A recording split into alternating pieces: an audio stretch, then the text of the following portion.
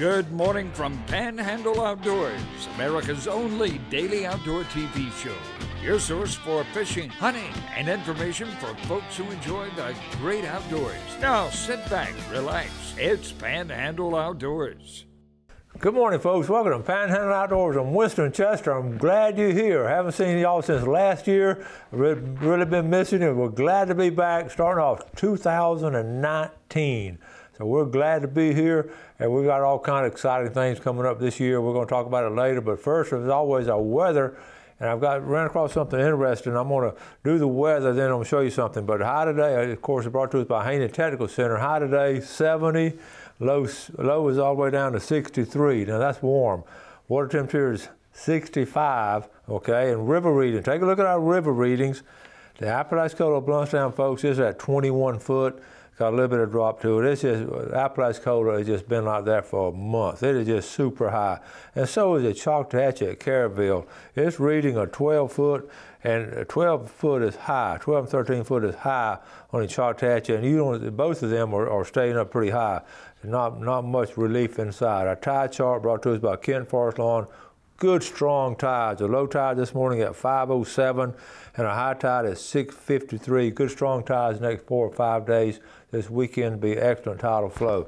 With it being the first show of the year, I pulled out all the last year's shows. Okay, I just pulled them out of my old notebook I have, and so I've only got one sheet. I keep the whole year in here, and I just happened to pull it out a while ago. A year ago today, now this is the difference. A year ago today, this is a weather report. A high a year ago was 47. That was a high. The low was 25. It was cold. It was real cold this time last year. But look at this. The Gulf water temperature today is 65. Last year, the Gulf water temperature was 54 degrees. That's 10 degrees difference in the Gulf water temperature from a year ago. And the river readings, check this out. The Apalachicola was at 4 foot, and the Choctawhatchee was at 5 foot. Now, is that we just opposite in everything from 1 year ago, and that just shows how things are different and changes and all. So we need to be aware of that. So I just I got tickled, and I want to do that every. This is all the 2018 shows, and I keep them in a box, and I don't know why, but. One day people are going to look back and say, look at all those outlines. What is that stuff? Let's take a break. We'll be right back. Okay, welcome back. Let's get caught up on some pictures. We've had, 2 weeks we've had off, and all kinds of stuff's been sent in, and I can't show them all today. Next couple of days, we're going to catch up on the pictures. There's been some fascinating shots and all kinds of things. And I'm going to start off with the first one. I told Jeff I wasn't going to show it, but I am now. This is my fence was up by the front of the house, was blown over, of course, during Michael, and I'd waited and waited here's the story behind it. I was going to wait till my little grandson Mason, because he likes to help me do stuff, so I waited till Christmas break for him to come down and help me. Of course, I had a list of stuff, and Wendy and all of them were just helping, and so anyway, you know how much it rained during the holidays. We didn't get to get outside. Every time I had a chance to get outside, it rained, so I finished it yesterday. It took me all day to do it, but I sent Wendy the picture to send to him that, look what I did without any help. I sure could have had some help, but he's real good about helping me anyway. Those are the kind of things a lot of us are still doing, the little things about rebuilding, and we sort of still got a lot of little things to do. The major things like the roof and all, we've got taken care of, but a lot of more little things. But anyway, let's move on. Okay, this is Braden Harris, Michael's son Braden, talking about a shotgun. This shotgun is very special. It is 54 years old. It's a Remington 1100, 2 3/4 only. I got an exact gun. He bought it when he was a young man, $109. He shot a deer, and it passed down to his father, Michael Harris, and Michael killed his first buck, and many others now use that gun to kill small game. I just shot a deer with it yesterday. So I am a third generation to pile one up with that Remington 1100. So that's a special gun. Here it is right here, and just a really well-made gun. And here's some ducks he shot with it, okay? Here's some target. I hope he's shooting at some dove, but they straight over his head, okay? That's all Braden. He went squirrel hunting with it, so taking some squirrels, and also skeet shooting. So a shotgun like that is just a lot of fun to shoot. All right, moving on. Leon Mathis with Connie Shadrick talking about the Southport waders. Okay, all right. Here's a better picture of it. The Southport waders. Get some garbage bags put on it, and they just wade right out there. And thank you, Connie, for showing those. Down in Port St. Joe, the boat, the Fishing Express. It is no longer with us. It will no longer be catching the fish. They are taking it apart, and it is just damaged beyond repair. And you can see that. Goodbye to the Fishing Express. Matt Spencer, if you're going hunting this morning, don't forget your thermocell. That is so true. If you sit in a tree stand now, the mosquitoes have been really bad last couple of days. Elizabeth Wingrove down in Weewall, celebrating a New Year country style. Wouldn't have it any other ways. I think that's possums. That's what it looks like, possums to me. Okay, over on the Choctawhatchee, when the river's at 13 foot on the Choctawhatchee, this is what happens. That is high water, and you can see they're underwater with all the squirrel hunters, the campers, and that's the reality of this high water we're having. Mike Brown, the Brown boys pulled off a double. Good job, the Brown boys. Be dry in a couple of days. Is this not typical of what's going on as far as our saturated land throughout the Panhandle? It is just amazing. I'm going to talk about that in a few minutes. Randy Sonoda, Randy's been on the show before, does the magazine. Bedding bass on Seminole in December. That looks like it. Okay, let's see. I got a message on here too. All right. And then let's see, one more, and I got time for it. Amanda Whitehead, sitting a little boy, first time hunting in the stand with Mama and Papa, making memories that'll last a lifetime. Okay, this is Monroe up there, and this is Telogy going up there, walking out in the woods to the stand. That's a classic picture there, sitting in the stand. He's happy, isn't he? This is Amanda's little boy, and look at that, he's looking for that big buck. And that's after the hunt. Good series of hunting in Telogia, okay? And then Brian Revere, I got a couple on Brian, just a little predator control, okay? Let's go ahead and take a break. I got some more pictures. We'll get back and show you. Okay, welcome back. Let's talk about all this rain we've had. And it's been amazing, all the water we've had. And it's fascinating that our local paper did a little story on the other day talking about our normally high for the year, our record high for the year has been 66 inches, and this past year we've had 81 inches of rain, and that's up at the airport, and that just goes to show you. To talk about, we've had just wet seasons. We had a wet winter last year, then we had a wet spring, wet summer, wet fall. In fact, in August, there was days we had like 4 inches of rain. It's been so steady. And while I was talking to my good buddy I grew up with, Jimmy Suber, up there in Gaston County, and he takes care of all that Tallahassee stuff. As far as he's like 4th or 5th generation Gaston County farmer. Of course, he was a banker, but his daddy was a farmer. But anyway, he's in contact with what goes on in nature and all. He's the one I quail hunt with up there with my buddies, and we were talking. He said a Tallahassee weather station had talked about in December they set a record. The old record was from 1907. They had 12.7 inches in 1907. This year in Tallahassee, in the Gaston County area, they had 15.7, 3 inches more. 3 inches is a lot of rain. 3 inches more than they've ever had since 1907. And that's just a record, and it's just amazing. And we were talking about it because we go way back, and he said, Winston, he said, what's happened up at our place, and even worse at your place? And he stopped and think about little things like, we don't have more trees. So I say 80% of the trees, we do have some trees, but 80% of our trees have been affected by this storm. And then so you have your root system that absorbs all that moisture, so they're not active anymore, they're dying off. Then you usually have a layer of leaves that absorbs all that moisture. You start putting all that stuff together that we don't have, and then you think about all the rain that we've been inundated with, and that's one of the big reasons. And it has all kind of peripheral effects. I had a friend on Facebook, Bob Hurst. A lot of y'all know Bob. He lost some trees and lost some grass where the trees knocked it up, and he's on like a little slopey hill. And he's talking about now, all of a sudden, the first time in his life, they're having erosion problems where the rain is just eroding his yard on kind of slanted hill. And we're seeing that all over the place. And it's really nothing we can do about it. One thing we all want to do is to replant some trees as soon as we get a chance. Of course, you don't want to plant them next to your house, but we do want to plant some trees. And I think most people are going to be planting some trees later on. We won't be close to the house. But anyway, this rain, I just wanted y'all to be aware. I wrote down these figures. I talked to Jimmy about it. Jimmy, we were just fascinated with the situation where we've had a situation where we've had all the rain. So let me get back to the pictures. And you see some of the advantages.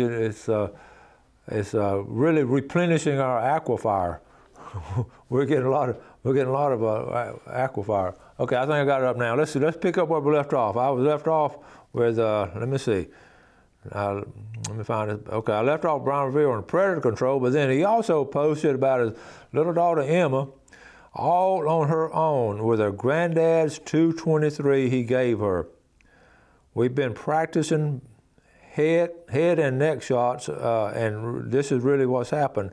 A lot of practice, and she dropped him in his tracks. A proud daddy moment.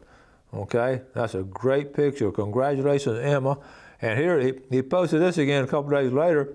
He said she's still grinning from ear to ear on her accomplishments from yesterday. I told her she's gone viral. She had 1,123 likes and 153 comments on her two posts, and she got a big grin. So that's a classic shot. That's a framer there for the family.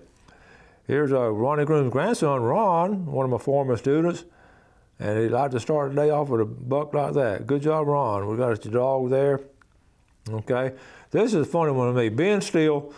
Ben used to go to Mosley, play ball for us. His lovely wife, Stacy Jones. Okay, let me give you a story background on Ben and Stacy. Stacy loves to hunt, and Ben loves to hunt. And they were Seven Oaks Hunting Club and all. They hunt all the time. And she's a hairdresser and all, but she loves outdoors. And well, the last, I don't know, 3 or 4 big deer that have been killed in that family, Stacy has shot it. And it's become a joke because Ben's a really good hunter. He does everything right, but Stacy one has been taking the deer. So I made her, okay, so here's a picture of right here with Stacy with a big buck just passed a couple days ago. And then, as any good person would do, a good dad or good mom, they bring in someone they love to let them share the picture. Usually they bring in little kids to share the picture. Well, Stacy brought Ben in to share the picture. I texted him, I said, this is the only picture looks like Ben's going to get in with a big buck, one that his wife killed. So that's a great relationship there, and I love to see them hunting, and they just love to hunt together. So good job there. All right, this was a post somebody sent me. Merry Christmas. You never know where a Panhandle Outdoors hat might be. This is in Zebulon, Georgia at the Oink Joint Barbecue. So thanks for sharing that with us. And okay, that's enough pictures for now. Want to also just mention this. Now, we're talking about hunting and all. We're right on the rut period in the Panhandle area. January, especially the middle of January, where a lot of the areas I hunt, we're in the peak of the rut. So, but it's starting now. Some of the pictures have been sent to me. They've talked about how these bucks have been chasing does and all. In fact, that one right there that Stacy had been chasing a doe. So be aware of that. Now, the problem we're having this year, and I'd mentioned it before Christmas, is the fallen trees. It's just like a jungle out there as far as trees falling and trying to get through it. And that's been my challenge, and I'm going up there today or tomorrow, and I'm just trying to figure out how I know how I can get back there. The problem I'm going to have if I shoot a buck, how in the world I'm going to get them out. And also my stand is over like that. The one I use has been blown over, and I don't have time to get, that's something you don't want to get a lot of time, take a lot of time, go out there in the middle of the woods and start messing around and all, because you don't want to scare your big bucks away. And so I'm just going to walk through there and look for a sign in the general area and look for the sign where they've been scraping and rubbing. And then I'm going to take my ground blind in the next couple of days and just set it up. But I've got to figure out how, if I'm a positive thinker, I think I'm going to shoot one, but I don't know what I'm going to do about getting them out. I don't even know if a four-wheeler can get back in some of those places. So I know a lot of y'all had the same challenges. I know a lot of y'all had these hunting clubs, and y'all had some work parties where you just went up there and groups and all, and just cut out your roads, which was a good idea, and that was good camaraderie y'all had. But a lot of us on these little small plots, and we don't hunt it with a lot of people. We just we're in a quandary right now, so that's just something we're going to figure out. But anyway, my tip of the day is, if you have to look at your ground blind now, especially if you're going in a tree stand, it's going to be a little shaky. I just wouldn't get in a tree stand right now unless you got some really good security there. All right, let's take our final break. We'll be right back.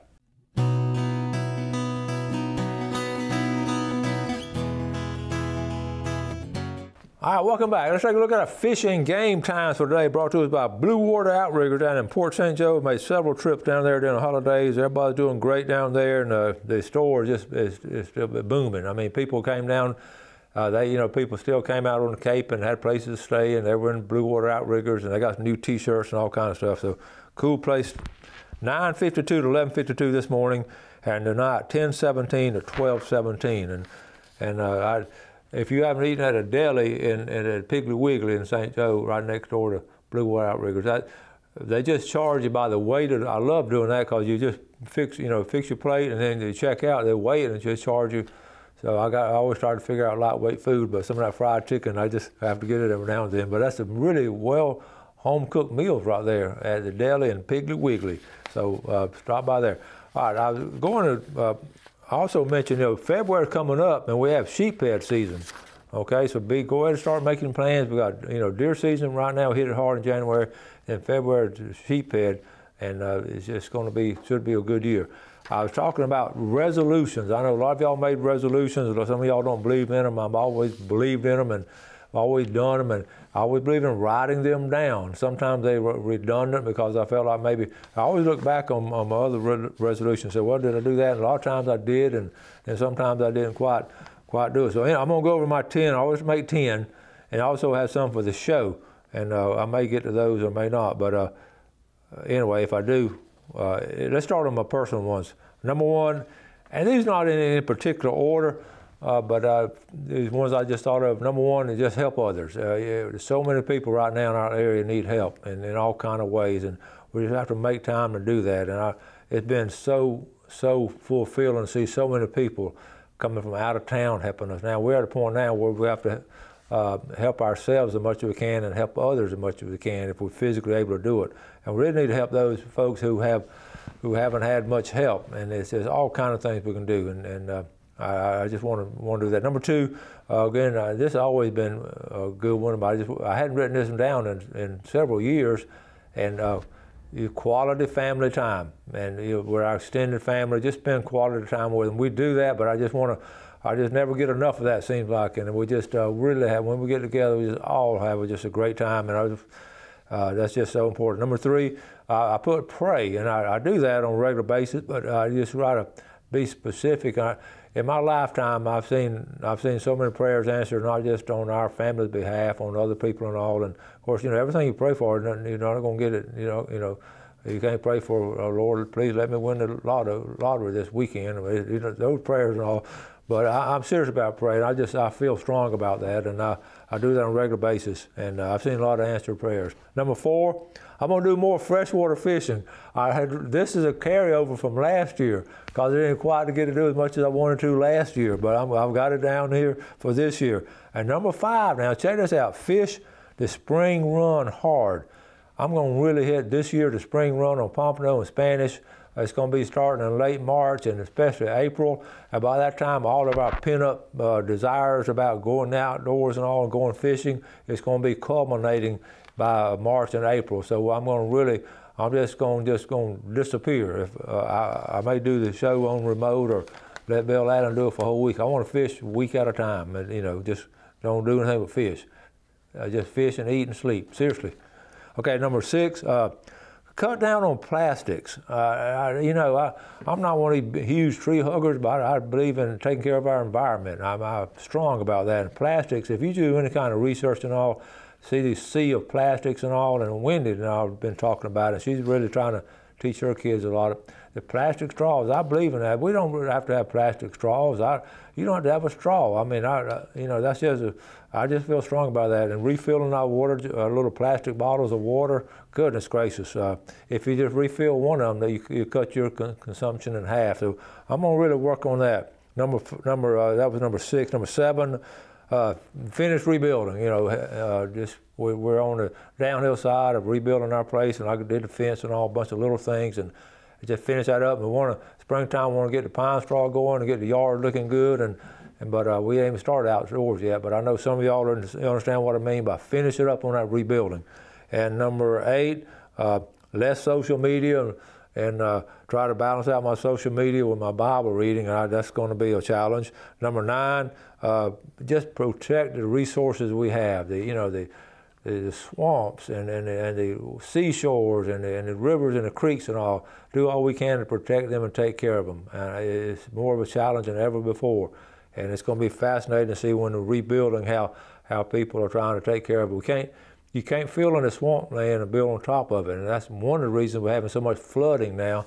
And the Panama City Mall is a great case in point, where I remember in 1977 when they built the mall, I saw them haul truckload after truckload of swampland of trees and all, muck, haul it out of there, and then they built the mall. Well, every time it floods, guess where it floods? The Panama City Mall parking lot. It floods, and that's common sense. And we got to finally realize that sooner or later.